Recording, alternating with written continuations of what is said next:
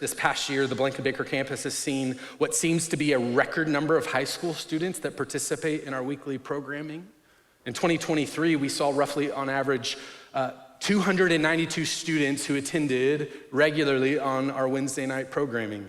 This year, y'all, we have seen nearly 421 students show up week after week. At one point this year, one of the peak services that we had 537 students in our building. It was a Wednesday night, and 57 of those students were brand new. I am telling you, God is working through the next generation of our church. And while those numbers are exciting, we only hope that God continues to reach and to disciple more students. What we get excited about is not just the number, but what each one of those numbers represents, a name and a story. And I want to tell you about Mackenzie.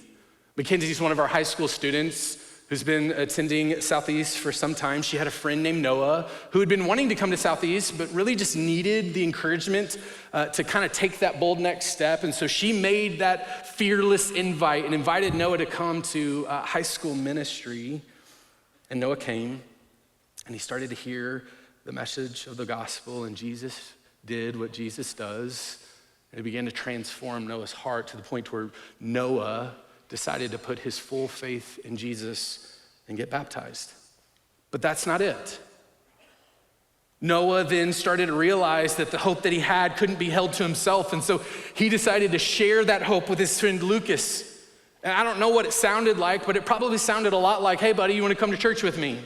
And so Lucas decided to show up. Lucas started to hear the good news of the gospel, and Lucas responded in faith and decided to put his full trust in Jesus and was baptized. But it didn't stop there.